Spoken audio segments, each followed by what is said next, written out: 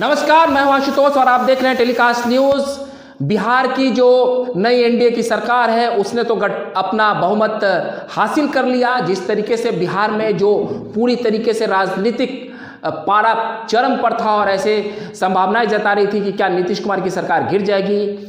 पूर्व deputy CM Tejashwi Prasad Yadav ने जो कहा था कि हम खेला करेंगे, तो पूरा राजद जो है इस खेल में लगा हुआ था और वो ये कोशिश कर रहा था कि नीतीश सरकार को गिरा देंगे। वो खामोशी से बैठ कर पूरे इस मामले पर नजर जमाए हुए थे, लेकिन अब बिहार की सरकार बच गई। लेकिन जिस तरीके से धन बल और जिस तरीके से सभी दलों ने विधायकों को कैद करने की कोशिश की, ये निश्चित तौर पर लोकतंत्र को एक आप कह सकते हैं कि अब शर्मसार करने वाली तस्वीर रही है। और अब क्या विचारों की यहाँ पर कोई जगह नहीं रह गई है। हमारे साथ ही बिहार में जो इस तरीके का भी राजनीतिक परिदृश्य हुआ है उस पर बातचीत करने के लिए राजनीतिक विश्लेषक मोहम्मद रियाज मौजूद हैं। रियाज जी, आपका बहुत बहुत स्वागत है हमारे यूट्यूब मंच पर। ये बताइए कि जो बिहार में जिस तरीके से राजद ने, जदयू ने, बीजेपी ने, वाम दलों ने, हमने, सभी दलों ने विधायकों को ऐसा लगता है कि पिंजरे में कैद कर लिया। क्या कोई विचारधारा राजनीति में नहीं बची है? कोई पैसा किसी को दे देगा तो बिक जाएगा। देखिए, सबसे पहले हाल के दिनों में जो हुआ, जिस तरह की तस्वीर बिहार के सामने प्रस्तुत किया गया, वो लोकतंत्र का नंगा नाच किया गया। लोकतंत्र का नंगा नाच, इससे खराब तस्वीर और कुछ हो नहीं सकती थी। बिहार के विगत वर्षों में जिस तरह से बिहार की सियासत को देखा गया, इसमें हम ये देखते हैं कि हम लोग भी जानते हैं कि पॉलिटिक्स एक विचारधारा की लड़ाई होती है और विचारधाराओं में हम पब्लिक के पास जाते हैं और जाकर के वोट मांगते हैं कि हम आपके इस विचारधारा से समाज को इस दिशा में ले जाएंगे, इस दिशा में ले जाएंगे, ये करेंगे। लेकिन आज विगत कुछ वर्षों में हमने देखा है, आज हमारे दलित समाज या और भी ओबीसी या बैकवर्ड या जिन लोगों के लिए आपको पता होगा कि मंडल कमीशन को लाया गया था। तो मंडल कमीशन को लाया गया था, मंडल कमीशन के वक्त लोगों ने उसका बहुत विरोध किया था। जिन लोगों ने मंडल कमीशन को ठीक से नहीं समझा था, उन्होंने मंडल कमीशन के आने के बाद जो आरक्षण आया था, तो लोगों का लगा कि मेरे अधिकार छिन जाएंगे, अब हमें सरकार में नौकरी नहीं मिलेगा। ये एक बरगलाया गया हुआ स्थिति था, जिसकी वजह से पूरे देश भर में एक आक्रोश पैदा हो गया, आरक्षण के खिलाफ एक आक्रोश पैदा हुआ। लेकिन उसी वक्त जब एक सरकार, समर्थन की सरकार चल रही थी, उसी वक्त मंडल कमीशन को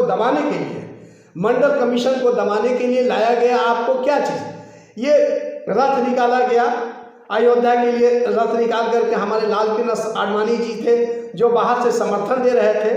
तो इनका उद्देश्य क्या था? इनका उद्देश्य था, तत्कालीन उद्देश्य था कि मंडल कमीशन के आंदोलन को दबाया जाए, बैकवर्ड फॉरवर्ड जो हो गया उसको खत्म किया जाए। लेकिन मंडल कमीशन से बीजेपी को बहुत फायदा हुआ।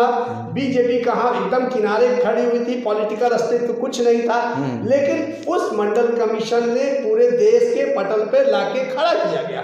ये सही है कि मंडल कमीशन के बीच के आने से जो आक्रोश बन रहा था, उस आक्रोश को ये रथ ने रोका।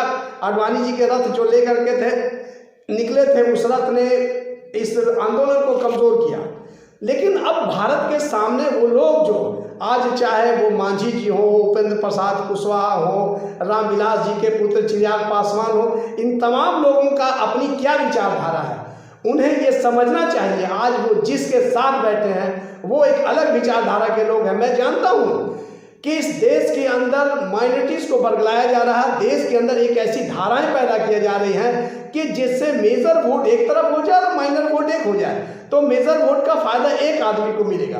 तो देश के अंदर दो धाराएं चलने लगी। एक धारा चलने लगा कि जो कहता है कि हम सेकुलर हैं, सभी धर्मों, सभी समाज के सभी वर्गों को लेकर के चलते हैं, और एक वर्ग ऐसा है जिसने माइनॉरिटीज को सबसे सॉफ्ट टारगेट समझा और उस पर उसके खिलाफ निगेटिव बयान देने लगे। निगेटिव तरीके से उनके हर मामलों में, उसके धार्मिक मामले, उसके व्यक्तिगत मामलों में, उनके सभी मामलों में हस्तक्षेप करके उनको प्रोवोक किया गया। एक समाज के अंदर एक तरह का टूट पैदा किएगा। तो टूट का फायदा 85% हिंदुओं को अभी राम मंदिर बना करके भी एक भावनाएं पैदा की गई। धर्म एक ऐसा मुद्दा है जहाँ पे हर आदमी का टूट रिश्ता हो, चाहे जहाँ से हो।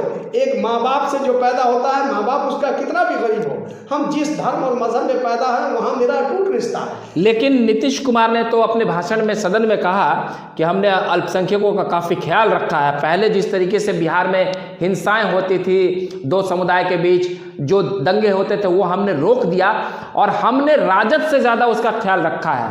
और बीजेपी भी अब समय समय पर कहती है कि हम सबका साथ सबका विकास लेकर चल रहे हैं। नहीं, बिहार अगर बीजेपी ये कहती कि हम सबका साथ और सबका विकास करते तो मुसलमान उससे अछूते नहीं होते। मुसलमानों का समर्थन या हाल के दिनों में आप कितनी घटनाएं, कोई भी एक पॉजिटिव घटना बता दीजिए ना कि जो बीजेपी ने मुसलमानों के लिए किया हो। अब रहा सवाल, अभी बोल रहे थे विधानसभा में मुख्यमंत्री जी कि हमने बिहार में दंगा नहीं होने दिया। ये लॉ एंड ऑर्डर का मामला था और लॉ एंड ऑर्डर अगर बिगड़ती है तो आपकी साख बिगड़ती है। लेकिन आप देखिए कि मुसलमानों के कितने अधिकार को आपने कर दिया। आप ये समझ रहे हैं कि सिर्फ इस हिंदुस्तान के अंदर मुसलमानों को दबा रहे, नहीं, मुसलमानों के साथ सिख हैं, ईसाई हैं, पारसी और जो भी धर्म के लोग हैं उन लोगों में भी आक्रोश है। लेकिन ये फ्रंट पे आ नहीं रहा है। आप देश के ज्योग्राफी को समझना होगा। आप देश की ज्योग्राफी को नहीं समझ रहे। विभिन्न भाषाओं में एक नोट में कितने भाषाओं का लिखा हुआ है। लेकिन एक बात आप बताइए रियाज जी, जो समाज में जो आज राजनेता हैं वो भी किसी जाति धर्म से ही आते हैं, समाज का हिस्सा हैं, तो हम जाति धर्म से इतर अगर इस राजनीतिक परिदृश्य की बात करें तो आज जिस तरीके से राजनेता, आपको नहीं लग रहा है धन बल बाहुबल को लेकर के सरकार बनाना विचारधारा नहीं, कोई दल बदल लेता है तो कोई गठबंधन बदल दे रहा है। तो आप देखिए कि सरकार बनाने के लिए विधायक लोगों को पैसे का लालच दिया गया तो वो पलटी मारने के लिए तैयार थे, 10-10 करोड़ का ऑफर दिया गया। तो क्या आपको लगता है कि समाज किस दिशा में जा रही है? आज इसी बात का बहुत दुख है। मुख्यमंत्री कोई बन जाए ये बहुत बड़ा बात नहीं, लेकिन नहीं, राजनीतिक विचारों से तो नहीं हो रही है। तो ऐसे में आप कैसे ये मान लेंगे कि आपके धर्म की और समाज की हिफाजत की जाए? क्योंकि जब हम देखिए, हम लोग इतना स्वार्थी हो गए, ये राजनेता इतने स्वार्थी हो गए, स्वार्थ में इतने अंधे हो गए कि हम अपने देशभक्ति को भूल चुके हैं। आप देखिए कि हम हाल में हमने 26 जनवरी के दिन, 26 जनवरी गणतंत्र दिवस का दिन था, लोग कह रहे थे कि हर घर तिरंगा, उस अभियान को भी भूल गए। अभी तो मैं तो चला रहा हूँ, हर घरों पर लहरा दो तिरंगा प्यारा, ये स्वाभिमान हमारा, एक नारा मैं लेके चला। तो मैं हर साल प्रोग्राम करता हूँ और कर रहा हूँ। इसी के सीक्वेंस में प्रधानमंत्री ने कहा कि हर घर तिरंगा अभियान, ये भी किसी का कॉपी किया हुआ अभियान था, लेकिन वो भी एक सिंबॉलिक था। 1 साल 2 साल आपने घोषणा की, उस वक्त खामोश बैठ गए। तो जब राष्ट्रभक्ति की भावना, जिस दिन 26 जनवरी को तो हमने कहा कि आओ जश्न आज़ादी का दीप जलाएं, तो हम ये सोच रहे हैं। लेकिन हमारे नेता क्या सोच रहे हैं, उनको क्या करना, आज इस तरह से उसको खरीद लो, उसको खरीद लो, इसको तोड़ लो, और मतलब तो ये अब समाज में और राजनीति में इतनी नैतिक पतन का दौर क्यों आ गया?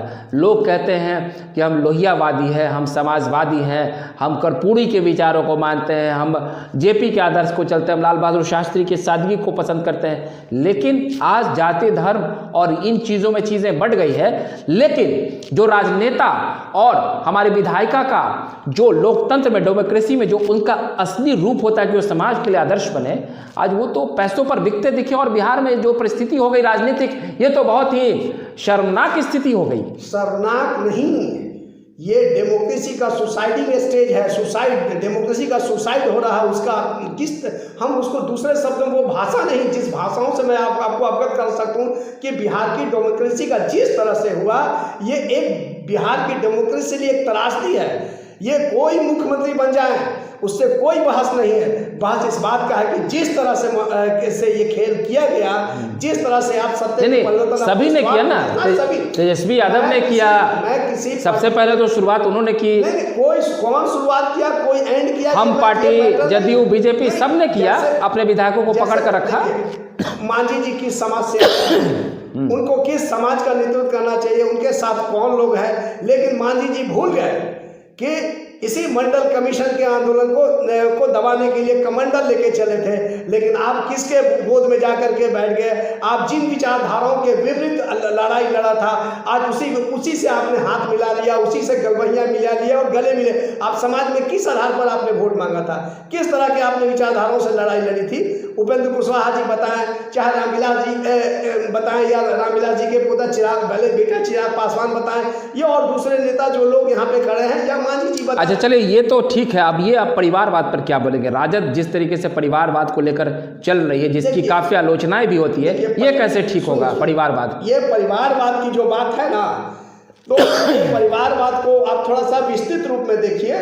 किसी भी घर को चलाने के लिए उसका एक मुखिया होता है, और जो मुखिया होता है उसका सबसे ऑनेस्ट पर्सन अगर होता है तो उसका अपना ही घर होता है।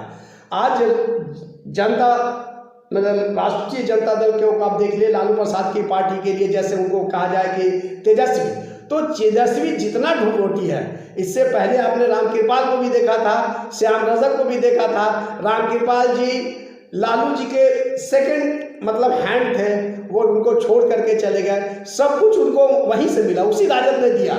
श्याम रजक को उसी राजद ने दिया, श्याम रजक वहां चले गए। तो विचारधारा की लड़ाई के साथ विश्वास का भी मामला हो जाता है। चलिए, हम ये समझ रहे हैं कि राजनीति में विचारधारा के साथ साथ विश्वास का भी सवाल है। कोई परिवारवाद को सही कह रहा है, कोई गलत कह रहा है, कोई भ्रष्टाचार हो रहे हैं। तो अब आदर्शों के आश्रय राजनीति नहीं की जा रही है। जिस तरीके से ये बिहार में अभी विधायक सभी दलों ने विधायकों को पकड़ कर रखा, और जो राजनीतिक परिदृश्य बनी, निश्चित तौर पर ये हमें सोचने पर विवश कर रहा है। और हमें आने वाले समय में किन लोगों को अपने चुनकर सदन में भेजना चाहिए, और कैसे लोगों को लोकतंत्र में, कैसे लोगों का हम चयन करें, और लोकतंत्र में अब कैसे लोग आए ताकि अब ये आदर्श बचे। बहरहाल, आपको हमारा वीडियो अच्छा लगा हो तो उसे आप प्यार दे दें। अगली बार हम फिर नए वीडियो के साथ हाजिर रहेंगे। तब तक के लिए हमें इजाजत दीजिए। बहुत बहुत धन्यवाद।